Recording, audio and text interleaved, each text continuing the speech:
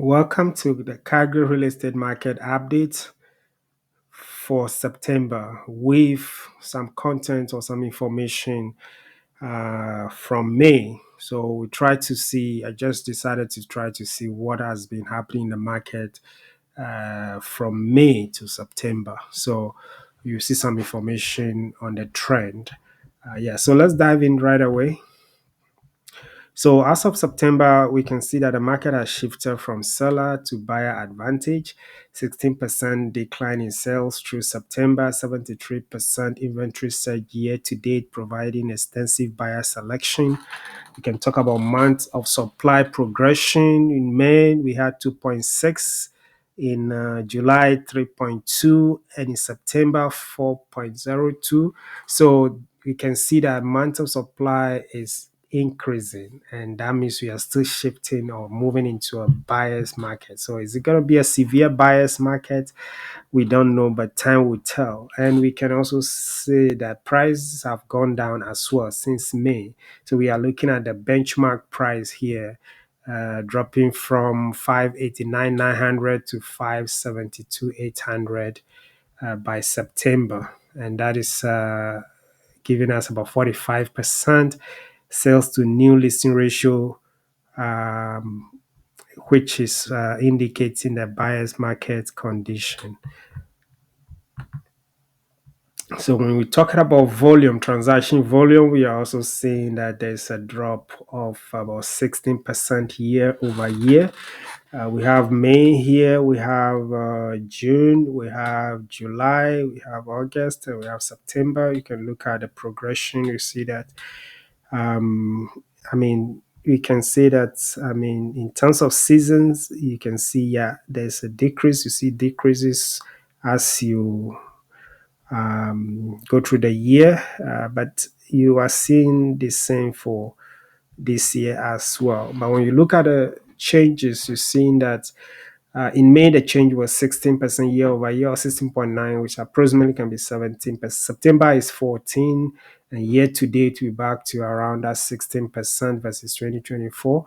So we see that, yes, transaction volumes have gone down drastically, and we can see that for property type, apartment condos have suffered most, then townhouses and semi-detached, and then detached. And this is not surprising because the inventory for condos and townhouses are higher than even the semi-detached and the detached. Yeah. So now that we are here looking at inventory, you can see that total inventory 2024 versus 2025, it's gone up so much. It has gone up a lot. So look at May. You see the band, you see the difference. Yeah. So interestingly, as of September, that gap is narrowing, which is a good thing. So hopefully, the market is able to absorb most of the excess inventory and bring the market to balance. So market activity and property type breakdown, we're looking at new listings surge 12% over last year, and then absorption rate declined about 25% from last year, and down 38%. It was 38% down in May. So properties selling significantly more slowly. So it's taking time for properties to sell, and that's a sign, especially if you have a property you want to sell. We'll discuss that, or even if you're an investor, you have a property coming onto the market, or you are about to take possession on your pre-construction purchases, and you want to sell, you have to factor that into the equation. Now, inventory by property type, you can see that apartments, condos year over year, 52%, townhouses 42, semi-detached 35, and detached 28. So all the property types, they are kind of going through a challenging time. Benchmark price, we are seeing that for the overall market, it was 2.9% drop in May. In year over year change by September, since May, it has gone down by about 2.9, I believe. Yeah, and year over year is 4%. Detached 2.5% change drop since May, and year over year is 1%. Semi-detached 1.8% drop since May, and year over year, yeah, almost just about 1%, 0.9%. Row houses 3.6, and a year over year 4.8. Apartments 3.7 since May, and 6.4 since year over year. All right. So looking at this, there are ways you can interpret this. That means that prices are coming down. Yeah, prices are still coming down. So prices have not stabilized yet. So if you compare last year to today, this is what we are seeing. But from May, you're also seeing a significant drop in home prices of across all property types. So semi-detached only property type with year-over-year growth at 0.9% plus demonstrating resilience as affordable alternative to detached homes. And for detached homes, minimal 1% drop despite highest price point showing sustained demand for single family properties. Yeah, not many people can qualify for detached homes, but is that the reason why the price hasn't dropped that much? Not really, I believe. Apartments, I believe the largest is the weakest segment, and largest decline 6.4% year over year, reflecting oversupply conditions, high condo fees, and buyer preference shifting. Yeah, I mean, if you have so much of something, people try to shift to see where they can find a better option, more affordable option, and more.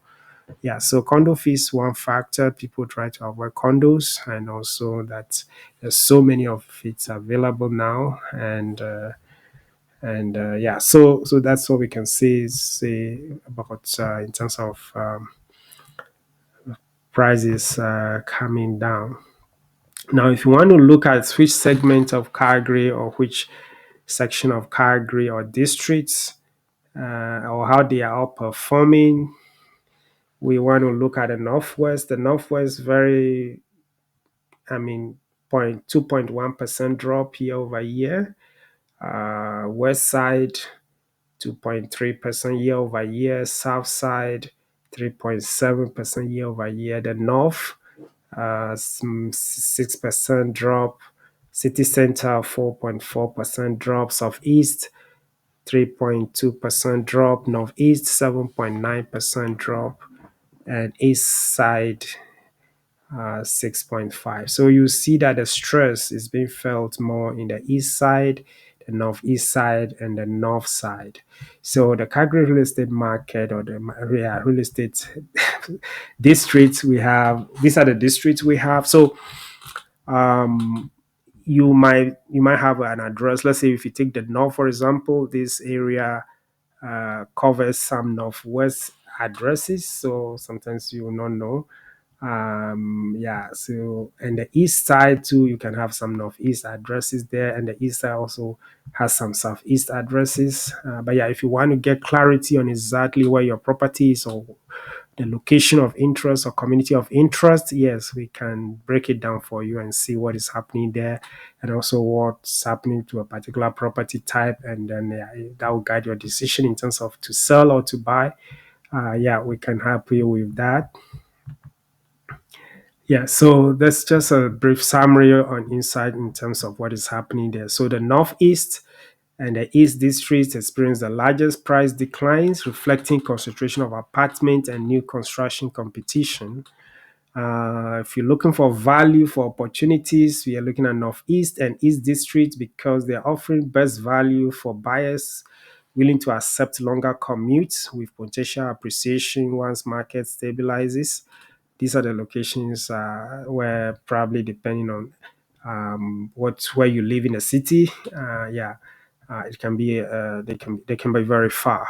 But that said, it's where you have a lot of inventory right now. That's why we are seeing the most price drops. So if you are buying and you want to look for best values, these are the areas we can focus on.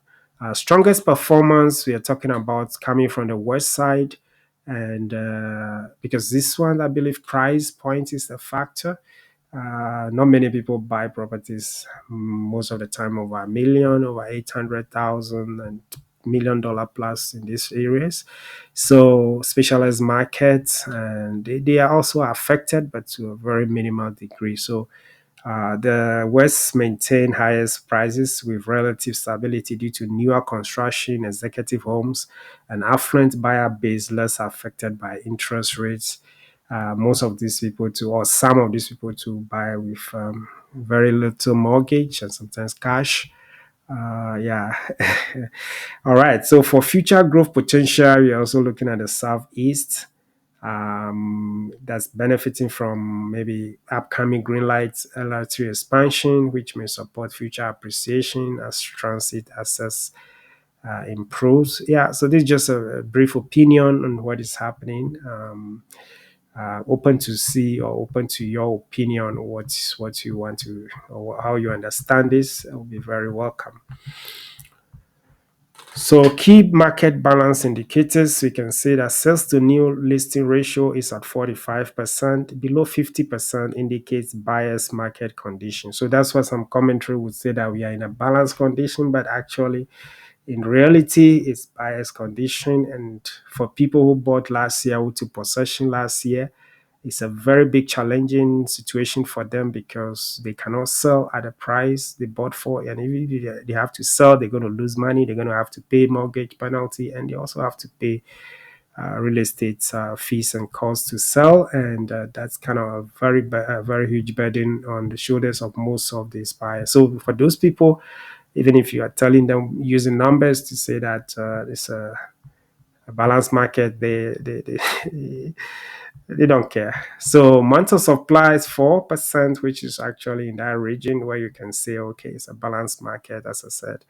And that's has jumped up from 2.62 in May. So May, we can say, yeah, and that was a time we're trying to observe where the market was going, the direction of the market. But now it's very obvious that, yeah, we are in a buyer's market, and with all the factors we talk about, high inventory, price drop, and all of that, it is very clear where the market is at this point. So additional market condition metrics, days on the market, 42 days. That has risen 31% since May, so it's a little bit longer, and it's 68% year over year. So if you compare, we've seen that properties are taking longer to stay in the market.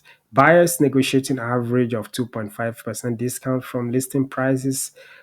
This ratio, yeah, is subjective, but that's what the data is saying. But certain property types are going through difficult time getting this reduction. Some are getting a larger reduction than this. So everything depends on pricing.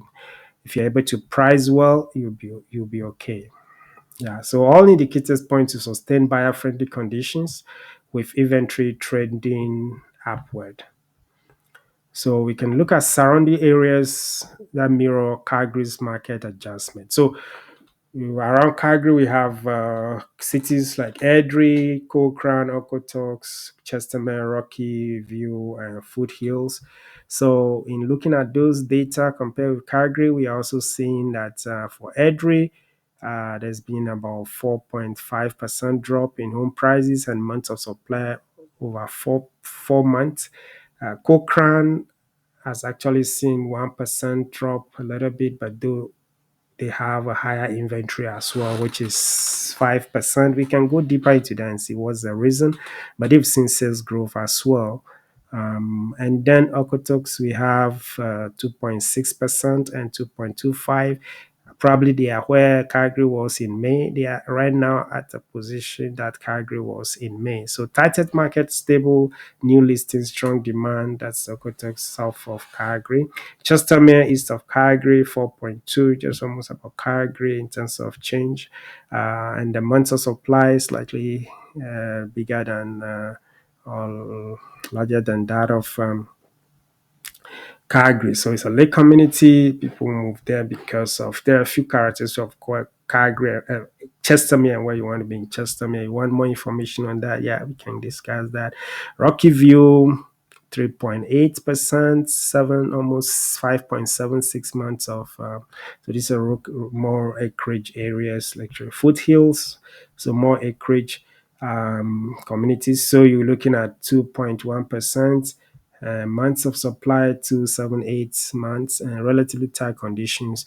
These are lifestyle properties, different types. So surrounding Calgary communities are also showing that it is not only Calgary that is impacted, the entire markets and Calgary and surrounding areas are impacted. So if you want, you considering moving or living in Calgary and trying to ask questions around the surrounding communities, we can discuss that in terms of what are your key parameters or factors or reasons you want information you need to make a decision. So all regional market experience inventory increases exceeding 60% year over year, mirroring Calgary's transition to more balanced market conditions. Cochrane stand out as the only regional market maintaining price growth, while Okotoks demonstrate the tighter supply conditions at just 2.25 months. The shift from sellers to buyers market is evident across the entire Calgary region. So best buying conditions since 2021, 2020 and 2021. So extensive inventory selection. So 73% more inventory year to date provides buyers with unprecedented choice across all property types and price ranges.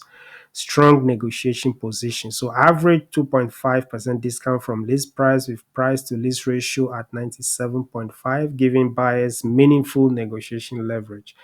Time for due diligence. So properties averaging 42 days on market, allowing buyers ample time for inspections, financing, and informed decision making. Apartment condo value, largest price decline at 6.4% year over year, offering entry level buyers and investors significant value opportunities. And geographic value zones, Northeast and East districts showing 7.9 and 5.6.5 drop or declines respectively, ideal for value focused buyers with long term horizons. So if you are buying, if you look at what happened in 2020 to 2021 and compare with what is happening now, we are we are almost there. So yeah, it's a time. It's a time that you want to look at this, and you need expect advice. Yes, we'll be able to guide you in that area. So competitive pricing is essential for those who want to sell. What price properties are selling, we need 30 to 20 to 30 days. Overpriced properties probably taking longer. So properties priced at or slightly below recent comparables attract multiple showings, generate buyer interest, and sell within a month with minimal price reductions. Overpriced properties priced above market value, sit unsold for months, accumulate negative buyer perception, require multiple price reductions, and ultimately sell well below price comparables. So, why pricing strategy is critical in today's market? With 73% more inventory available year to date, and 6,900 plus active listings, buyers have unprecedented choice and negotiating power. The market has shifted decisively in favor of buyers, with the sales to new listing ratios at 45% and absorption rates declining from 38.1% to 24.9%. In this environment, overpriced properties are simply ignored, while well-priced homes attract immediate attention and competitive offers. The difference between success and failure often comes down to a single decision: pricing competitively from day one. So, six key strategies for successful sales. Essential tactics for sellers in the buyer's market: competitive pricing. Price at or below recent comparable from the past 30 to 45 days. Avoid wishful thinking based on 2023-2024 peak prices. Expect negotiations. Buyers have leverage with 73% more inventory. Build negotiation room into your pricing strategy. Realistic timeline. Plan for 60 to 90 days selling process, including showings, negotiations, and closing. Rush sales often mean lower prices. Professional presentation. Invest in staging, professional photography, and repairs. First impressions matter more in a buyer's market. Marketing intensity. Maximize exposure through multiple channels. Standing out among 6,900 plus listings require aggressive marketing. Flexibility on terms. Consider flexible closing dates, including appliances or covering minor repairs to facilitate transactions. So negative cash flow scenario, we're not going to dwell on that. The interest rate used here is probably a posted rate. But yeah, but the you want to be careful when you are if you're an investor. Negative cash flow is kind of the bane of most people who just took possession. Investment strategy and risk. Property type. So detached home strongly preferred over apartment due to lower condo fees, better long-term appreciation potential, and greater control over maintenance cost. Cash reserves requirements. So maintain a minimum of 50 to 70,000 liquid reserves to cover negative cash flow, unexpected repairs, vacancy periods, and potential further price decline before stabilization. So this number might look big, but it's very, very important, especially if you plan to hold the property for a long term. Yeah, minimum 10 plus year holding period essential. Short term appreciation unlikely given current market conditions. Investment thesis relies on long term population growth and economic fundamentals. Yeah, we can discuss that in the coming weeks in terms of what are some of the fundamentals impacting the market right now.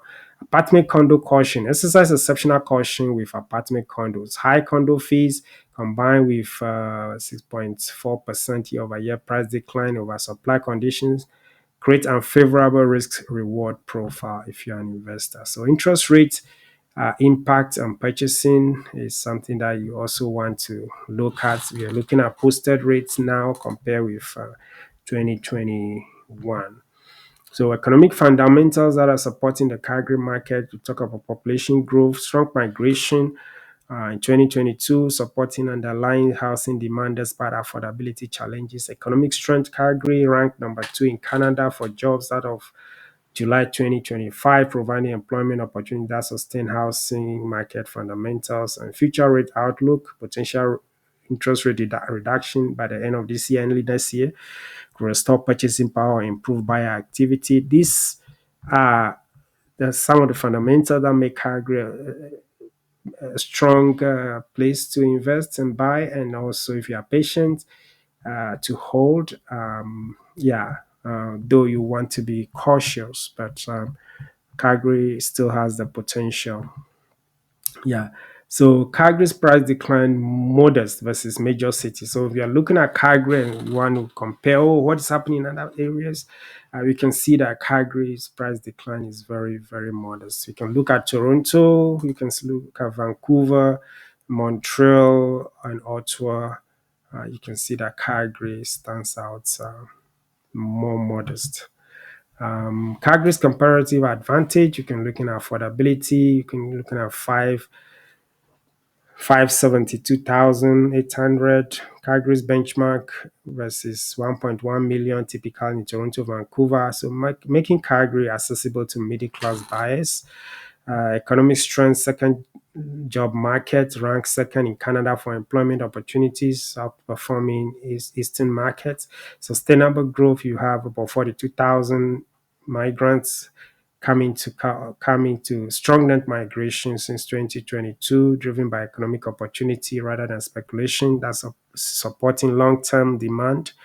And downside protection, lower absolute prices provide cushion against further declines compared to high leverage Toronto, Vancouver market. So Calgary is still more affordable, comparable compare with those markets. So projected market evolution timeline, we can say 4 phases of market evolution.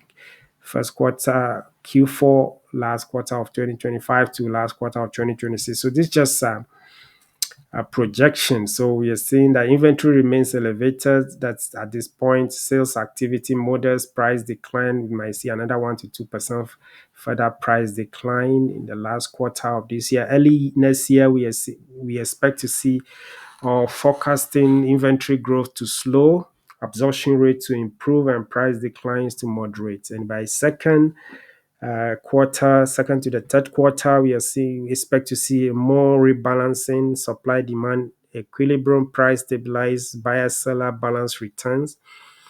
And then we'll begin to see recovery in the last quarter of next year. That's modest appreciation, resume market confidence, improves normal conditions.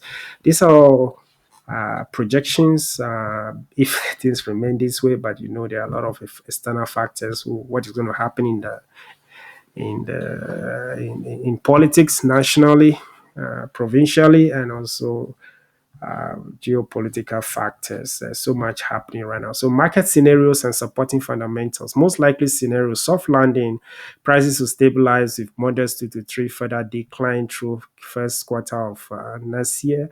Inventory normalizes as new construction slows and sales activity improves.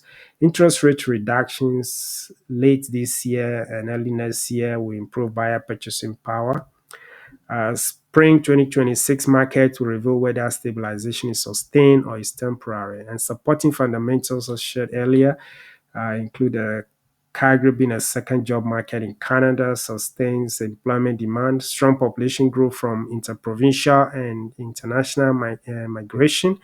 Calgary's affordability advantage versus Toronto, Vancouver, that's attracting buyers, and economic diversification beyond energy sector also provides stability. Lower absolute prices provide downside protection versus other major markets, as stated earlier. So, if you are buyer, strategic recommendations for all stakeholders, buyers, sellers, and investors. For buyers, we are saying that best opportunities since 2020 and 2021, with 73 more inventory and declining prices. Focus on well located properties in established neighborhoods for long term value. Negotiate confidently. Buyers have significant leverage in the current market and at the current market conditions. Take time to find the right property. No need to rush with ample inventory available. Expect seller concessions on price, closing costs, or even repair. So it's your market now. So if you're a buyer and you have any question, yeah, reach out and let's see what we can do and get you something great. For sellers, yes, do you really need to sell, or you have a question about that? There's something that we can sit down and discuss as well. Price competitive at or below recent comparables from the past 30 to 45 days. Invest in professional presentation, staging, photography, and repairs and essential, and include pre-listing inspections to point out anything that might come up, and you can resolve those issues before an offer comes in. Expect 60 to 90-day timelines from listing to closing in the current market. Build negotiation room into pricing strategy because buyers would want to negotiate, and maximize marketing exposure across all channels to stand out among these 6,000 plus listings. And for investors, caution is recommended. Proceed with caution. Negative cash flow likely at current rates and prices. Focus on detached homes in established areas and avoid apartment condos. That would be ideal. But then, if apartment condo is what you are interested in, yeah, that can also be analyzed and see if it works for you. Require 10 plus year holding period, short term appreciation, and likely, yeah, most people are worried. Even 5 year holding period is fine. If you are investing, you must have a long term plan and as a strategy. Maintain 50 to 70,000 liquid reserves to cover negative cash flow and repairs and stuff, depending on the property type you are buying. And investment thesis relies on a long-term population growth and economic fundamentals. So you want to observe those carefully. There are a lot of factors in that, and that we can go further and digest as well. But in all, we can say that the long-term outlook for the market is strong. So we have strong fundamentals to support the long-term outlook of the market. So the market experiencing healthy correction from unsustainable 2023-2024 peak conditions. Transition to balanced market benefits long-term stability and sustainable growth. Economic strength, second job market in Canada. Number two, job market in Canada. Population growth and affordability support underlying demand. Short-term volatility expected through first quarter of next year, but long-term outlook remains positive. Calgary's position as Canada's most affordable major city provides strong foundation for future growth. The current market adjustment creates opportunities for well-informed buyers. while setting the stage for a more sustainable and balanced real estate market in the years ahead. So this data was from the Calgary Real Estate Board, so we want to give them credit. It's just the summary and the analysis that I've tried to put together in this presentation and this market update. So you have any question, I believe I'm going to put a copy of the slide in the description, and also the original report in the description, that you can have access to it if you want. And if you have any question and you also want to focus on specific location, specific property type, yeah, you can reach out. I have my contact details or how to reach out to me in the description there. And yeah, we'll take things from there. All right. Thank you for your time. And until next time, have a beautiful day. Bye.